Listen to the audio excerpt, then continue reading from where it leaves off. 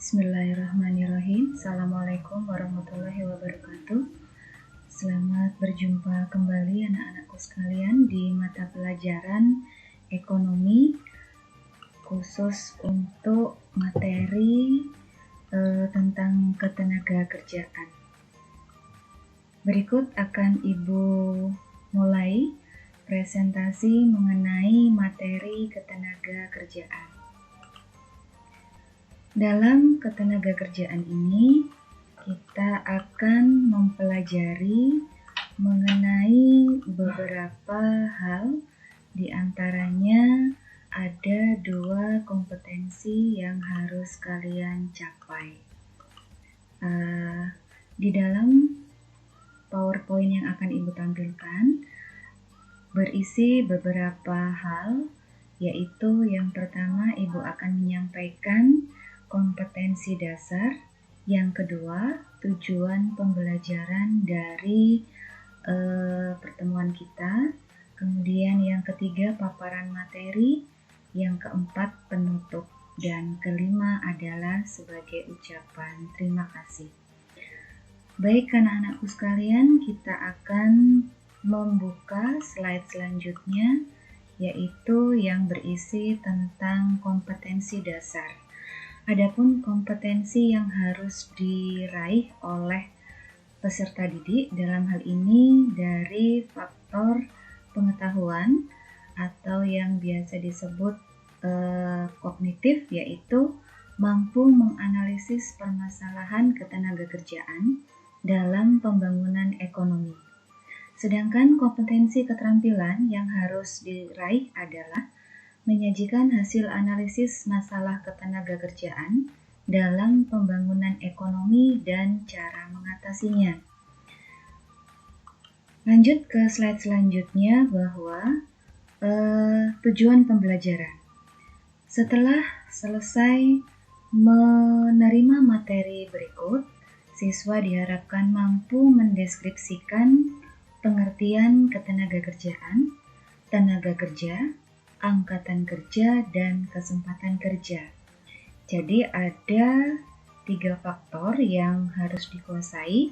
Ulangi lagi, yaitu ketenagakerjaan, tenaga kerja, angkatan kerja. Kemudian yang terakhir adalah kesempatan kerja. Nah, tujuan pembelajaran yang kedua adalah siswa diharapkan mampu memahami jenis-jenis tenaga kerja. Baik, kita mulai pada materi yang pertama, yaitu tentang konsep ketenagakerjaan. Kemudian dalam konsep ketenagakerjaan di sini ada 4 hal yang harus kita pelajari. Ketenagakerjaan itu sendiri, kemudian tenaga kerja, angkatan kerja, dan kesempatan kerja. Ketenagakerjaan di sini di dalam Undang-Undang Nomor 13 Tahun 2003 dijelaskan bahwa ketenagakerjaan adalah segala hal yang berhubungan dengan tenaga kerja pada waktu sebelum, selama, dan sesudah masa kerja. Kemudian hal-hal yang dibahas selanjutnya di sini sebelum bekerja antara lain adalah pemagangan. Kemudian kewajiban mengumumkan lowongan pekerjaan kepada pihak eksternal. Dan yang terakhir adalah hal-hal yang dibahas setelah bekerja. Misalnya mengenai masalah upah, jaminan sosial, jaminan keselamatan kerja, hingga memberikan kesejahteraan kepada pegawai. Konsep ketenagakerjaan yang selanjutnya adalah tenaga kerja atau manpower. Oh ya, nama lain dari ketenagakerjaan di sini dalam bahasa Inggris sering kita menyebutnya sebagai entrepreneurship. Anak-anakku sekalian, di sini yang dimaksud sebagai tenaga kerja atau manpower adalah menurut Undang-Undang Nomor 13 Tahun 2003 disebutkan tenaga kerja adalah setiap orang yang mampu melakukan pekerjaan guna menghasilkan barang atau jasa, baik untuk memenuhi kebutuhan sendiri maupun untuk memenuhi kebutuhan masyarakat. Sedangkan menurut BPS atau Badan Pusat Statistik, yang dimaksud tenaga kerja adalah semua penduduk yang berada dalam usia kerja, yaitu berumur antara 15 hingga 64 tahun. Mengapa batasan usia tersebut harus 15 hingga 64 tahun? Karena pada usia-usia tersebut, manusia atau orang dikatakan bisa menghasilkan suatu kerja yang produktif. Kemudian menurut Payaman Simanjuntak dalam buku Dinamika Hukum Ketenagakerjaan Indonesia, yang dimaksud tenaga kerja atau manpower adalah penduduk yang sudah atau sedang bekerja, yang sedang mencari pekerjaan, dan yang melaksanakan kegiatan lain, seperti misalnya bersekolah ataupun mengurus rumah tangga. Nah, selanjutnya konsep ketenagakerjaan yang lain, yaitu kita akan membahas tentang tenaga kerja. Tenaga kerja atau manpower di sini masih berkisar tenaga kerja. Ini terbagi menjadi dua, yaitu angkatan kerja atau yang disebut sebagai labor force dan bukan angkatan kerja. Apakah itu labor force dan bukan angkatan kerja? Mari kita simak penjelasannya. Definisi daripada angkatan kerja di sini adalah penduduk yang berada dalam usia kerja, baik penduduk yang berusia produktif atau usia kerja antara 15 hingga 64 tahun, kemudian yang mempunyai pekerjaan namun sementara dia tidak bekerja. Dalam hal ini angkatan kerja itu termasuk juga di dalamnya adalah pengangguran atau kita sebut sebagai unemployment.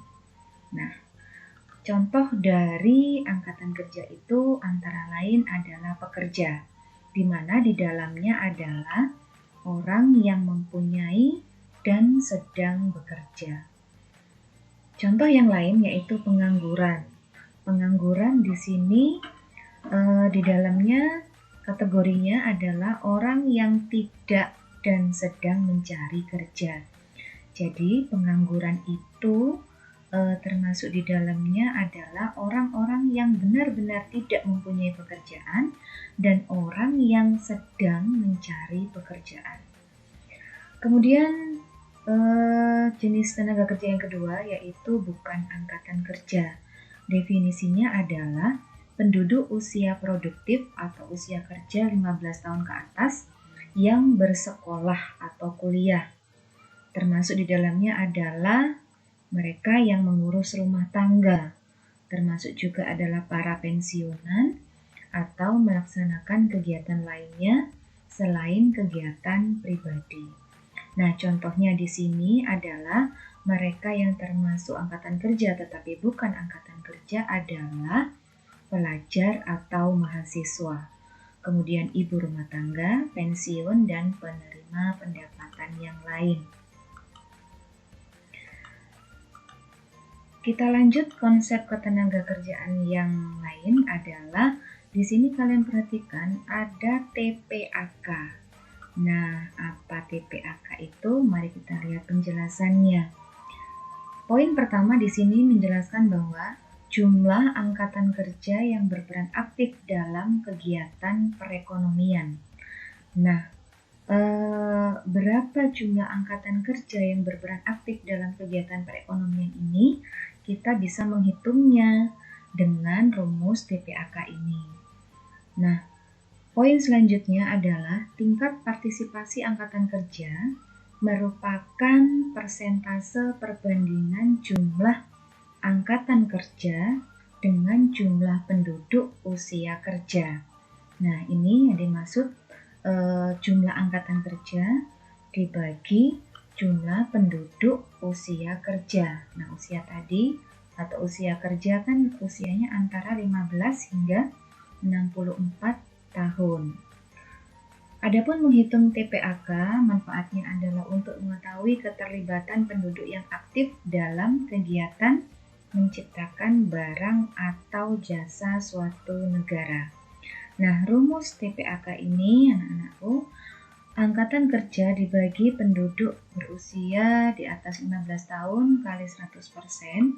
Ini adalah berdasarkan versi dari BPS atau Badan Pusat Statistik. Oke, kita lanjut mengenai kesempatan kerja. Ini konsep ketenagakerjaan yang terakhir. Apakah kesempatan kerja itu? Di sini dikatakan bahwa suatu keadaan yang menggambarkan ketersediaan lapangan kerja untuk para pencari kerja. Secara umum, ini juga bisa diartikan sebagai jumlah tenaga kerja yang dapat berkontribusi aktif dalam perekonomian. Sering kita menyebutnya bahwa kesempatan kerja itu adalah nama lainnya lowongan kerja. Nah, kesempatan kerja itu sendiri dikelompokkan menjadi dua jenis, yaitu kesempatan kerja permanen dan kesempatan kerja temporer. Bedanya apa? Kalau kesempatan kerja permanen adalah kesempatan kerja yang memungkinkan orang bekerja hingga pensiun atau tak mampu lagi bekerja. Jadi hingga ia memasuki usia senja. Misalnya di sini adalah orang-orang yang bekerja di instansi pemerintah atau swasta yang memiliki jaminan sosial. Contohnya adalah orang yang bekerja atau berprofesi sebagai TNI, Polri, ataupun PNS. Kemudian kesempatan kerja temporer atau sementara adalah kesempatan kerja berjangka waktu. Sistem kerja ini seringkali digunakan oleh instansi swasta yang menggunakan kontrak atau perjanjian kerja. Kadang kita menyebutnya adalah dengan sistem outsourcing. Baik, untuk kesempatan kerja ini ada rumus yang nanti harus kalian pahami, yaitu di sini ada TKK. Kalau tadi mengenai angkatan kerja ada TPAK, kalau kesempatan kerja atau demand for labor ini kita kenal dengan rumusnya TKK. TKK ini kepanjangannya dari tingkat kesempatan kerja. Adalah persentase peluang penduduk usia kerja yang termasuk angkatan kerja untuk bekerja. Tingkat kesempatan kerja menggambarkan kesempatan seseorang untuk terserap pasar tenaga kerja. Adapun rumusnya adalah orang yang bekerja dibagi jumlah angkatan kerja dikali 100%.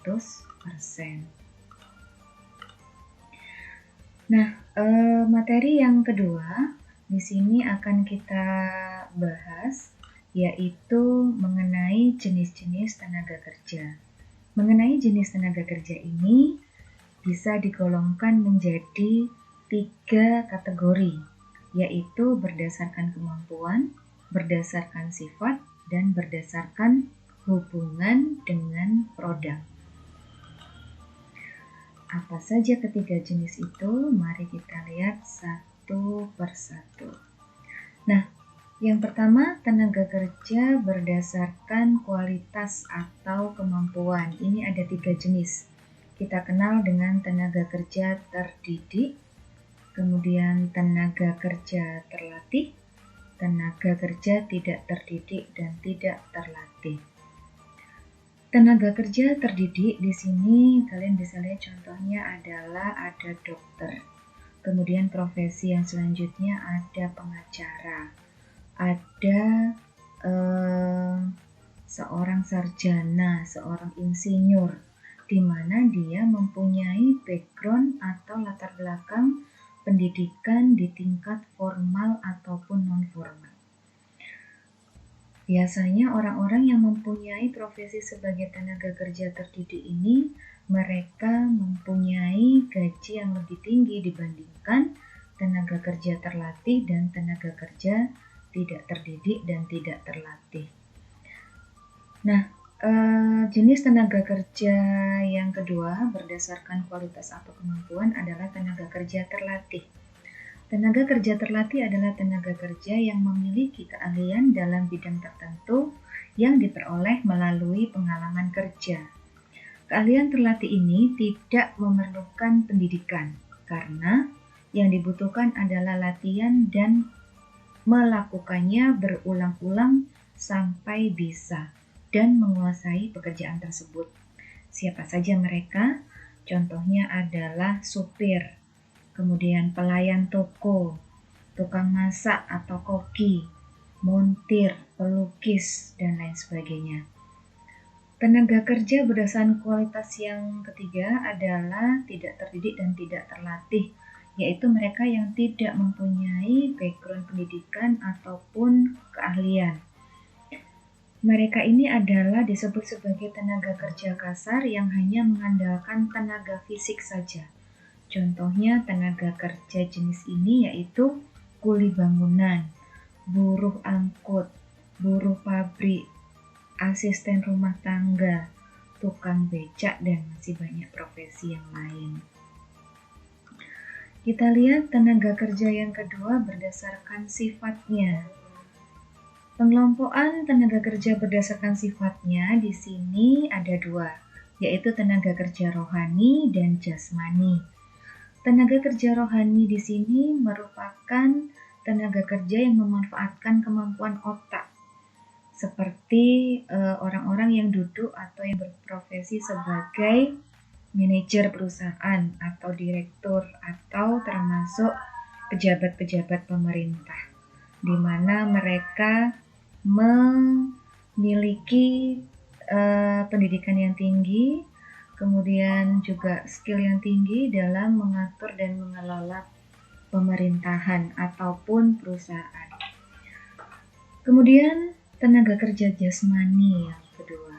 Tenaga kerja jasmani ini adalah tenaga kerja yang dituntut untuk menggunakan tenaganya dalam melakukan suatu pekerjaan. Jadi menggunakan tenaga kerja fisiknya. Contohnya buruh pabrik ataupun buruh tani. Tenaga kerja yang ketiga jenisnya adalah berdasarkan hubungan dengan produk. Ada tenaga kerja langsung dan tenaga kerja tidak langsung. Maksudnya tenaga kerja langsung ini adalah mereka yang menyentuh proses produksi mulai dari bahan baku hingga produk yang sudah jadi. Jadi seperti contohnya adalah tukang jahit yang bekerja di perusahaan tekstil. Nah, di sini dia bersentuhan secara langsung dengan kegiatan proses produksi. Jadi mereka turun tangan secara langsung untuk membuat produk tersebut. Kemudian tenaga kerja tak langsung seperti direktur, manajer, supervisor. Ini mereka cenderung memiliki tugas yang lebih ringan secara fisik, tetapi tugas atau tanggung jawabnya lebih besar dibandingkan tenaga kerja langsung. Otomatis di sini gajinya lebih besar daripada tenaga kerja langsung. Nah, itu anak-anakku sekalian mengenai materi ketenagakerjaan. Dua materi yang kita bahas yaitu mengenai konsep ketenagakerjaan dan jenis-jenis tenaga kerja. Sebelum Ibu mengakhiri presentasi ini, pemaparan ini, di sini ada pesan sedikit yang Ibu sampaikan. Ada sebuah ungkapan bahwa hadiah tak selalu terbungkus dengan indah. Kadang Tuhan membungkus dengan masalah, tapi di dalamnya tetap ada berkah. Baik, itu yang bisa Ibu sampaikan. Terima kasih bagi yang sudah mendengarkan. Semoga pemaparan ini bisa memberikan manfaat untuk Anda semua. Terima kasih. Assalamualaikum warahmatullahi wabarakatuh.